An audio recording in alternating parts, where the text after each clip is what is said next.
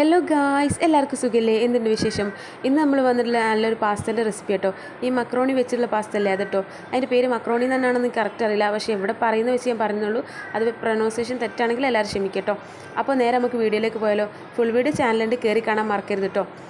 അപ്പോൾ നമ്മൾ അതിന് വേണ്ടിയിട്ട് നല്ല ക്യാരറ്റും അതുപോലെ തന്നെ ക്യാപ്സിക്കും ബോംബാളിയും ഒക്കെ എടുത്ത് അരിഞ്ഞ് സെറ്റാക്കി വെച്ചിട്ടുണ്ട്. ഇനി അതൊരു ഭാഗത്തേക്ക് മാറ്റി വെച്ചിട്ട് നമ്മൾ ചിക്കൻ ഉണ്ടല്ലോ, എല്ലില്ലാത്ത പീസ് എടുത്തിട്ട് അതിലേക്ക് നമ്മൾ മുളക് പൊടി, മല്ലിപ്പൊടി, മഞ്ഞൾപ്പൊടി, ഉപ്പ്, ഇഞ്ചി വെളുത്തുള്ളി പേസ്റ്റ്, പിന്നെ അതിലേക്ക് എന്താ പറയുക, ഈ ജീരകം ഉണ്ടല്ലോ, ജീരകം പൊടിച്ച് ചേർത്ത് കൊടുക്കുന്നുണ്ട്. നല്ല ജീരകം പൊടിച്ചത് ചേർത്ത് കൊടുക്കുന്നുണ്ട്. ഇതൊന്നും നിങ്ങൾ ചെയ്ത് നോക്കൂ. അത് ചിക്കൻ സാധാ പൊരിക്കാനാണെങ്കിൽ ചെയ്ത് നോക്കൂ, നല്ല ടേസ്റ്റാണ് കേട്ടോ. നല്ലൊരു പ്രത്യേക ഫ്ലേവർ തന്നെയാണ് അങ്ങനെ പൊരിച്ചെടുക്കുമ്പോൾ.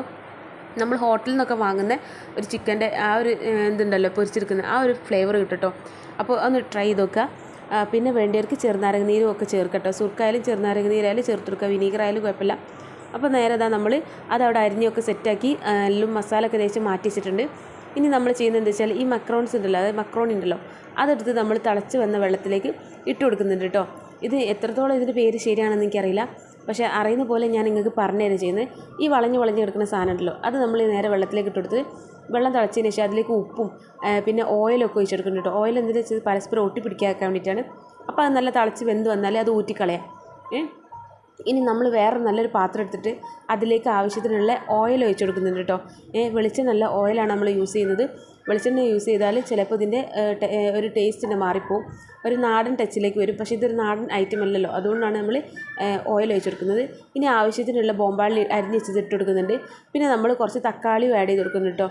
നിങ്ങൾ എടുക്കുന്ന ക്വാണ്ടിറ്റിക്ക് അനുസരിച്ച് മാത്രം വേണം, അതായത് സാധനങ്ങളൊക്കെ അരിഞ്ഞുണ്ടാക്കി ഇടാൻ. നമ്മൾ കുറച്ച് അധികം തന്നെ ഉണ്ടാക്കുന്നുണ്ട്, കാരണം ഇവിടെ കുറേ ആൾക്കാരുള്ളതിനോട് നമ്മൾ അധികമായിട്ട് ഉണ്ടാക്കുന്നുണ്ട് കേട്ടോ.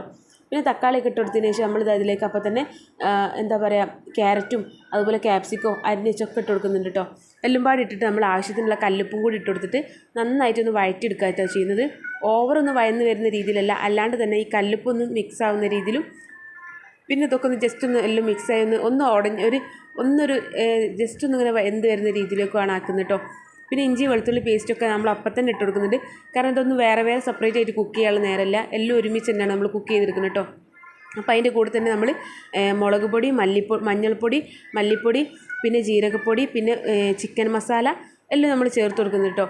പിന്നല്ലേ വേറൊരു കാര്യം പറയണ്ടേ, നിങ്ങൾക്ക് ചിക്കൻ ക്യൂബ് കയ്യിലുണ്ടെങ്കിൽ നമ്മളിത് പാസ്ത വേവിക്കുന്ന വെള്ളത്തിലേക്ക് ഒരു പീസ് ഇട്ട് കൊടുത്താൽ നന്നായിരിക്കും. ഒരു ക്യൂബ് ഇട്ട് കൊടുക്കുന്നത് നല്ലതായിരിക്കും. ഒന്നും കൂടി ആ ഒരു പാസ്തൻ്റെ ഇതിലേക്ക് ഒരു ടേസ്റ്റ് കിട്ടും. ഈ മാക്രോൺസ് വേവിക്കുന്നുണ്ടല്ലോ, മാക്രോണി, ആ ടൈമിൽ ഇട്ട് കൊടുത്താൽ കേട്ടോ. ഇനി ജസ്റ്റ് ഇതൊക്കെ ഒന്ന് പച്ചമണം എല്ലാം മാറി വന്നെന്ന് കണ്ട സ്ഥിതിക്ക് നമ്മൾ എന്താ ചെയ്യേണ്ടത് വെച്ചാൽ, നമ്മൾ ടൊമാറ്റോ സോസ് ഉണ്ടല്ലോ, അതൊന്ന് ചേർത്ത് കൊടുക്കുന്നുണ്ട്.